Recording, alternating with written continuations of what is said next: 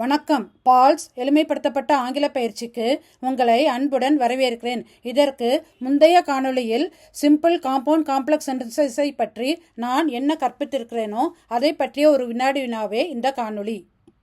Transformation of சென்டென்சஸில் 10 சென்டென்சஸை கொடுத்திருக்கிறேன். அதை எந்த சென்டென்ஸாக மாற்ற வேண்டும் என்பதை பிராக்கெட்டில் கொடுத்திருக்கிறேன். கேள்வி 1, I was tired, so I went to bed. Change into simple. 2, he is poor, but he is honest. Change into simple. 3, she worked hard and she passed the exam. Change into simple. 4, because he was ill, he did not come. Change into simple. 5, when the bell rang, the students left the class. Change into simple. 6, in spite of his poverty, he is happy. Change into compound. 7, he ran fast to catch the bus. Change into complex. 8, she was very tired, so she could not walk. Change into complex.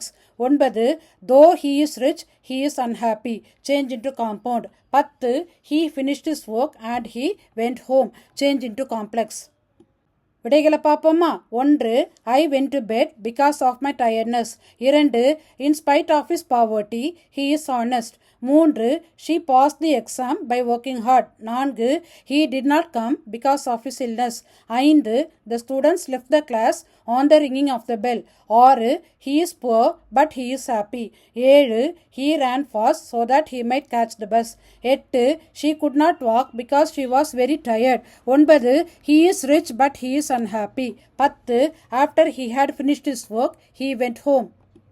நான் எழுதிய 2 புத்தகங்கள் 75% மேல் பிழையில்லாமல் ஆங்கிலம் பயன்படுத்துவதற்கு இந்த புத்தகங்கள் பயனுள்ளதாக இருக்கும். இந்த வீடியோ உங்களுக்கு பிடிச்சிருந்தா லைக் பண்ணுங்க, கமெண்ட் பண்ணுங்க, ஷேர் பண்ணுங்க, சப்ஸ்கிரைப் பண்ணுங்க. அடுத்த காணொலியில் உங்களை சந்திக்கும் வரை உங்களிடமிருந்து விடைபெறுவது உங்கள் டாக்டர் அமுதா தினேஷ். நன்றி.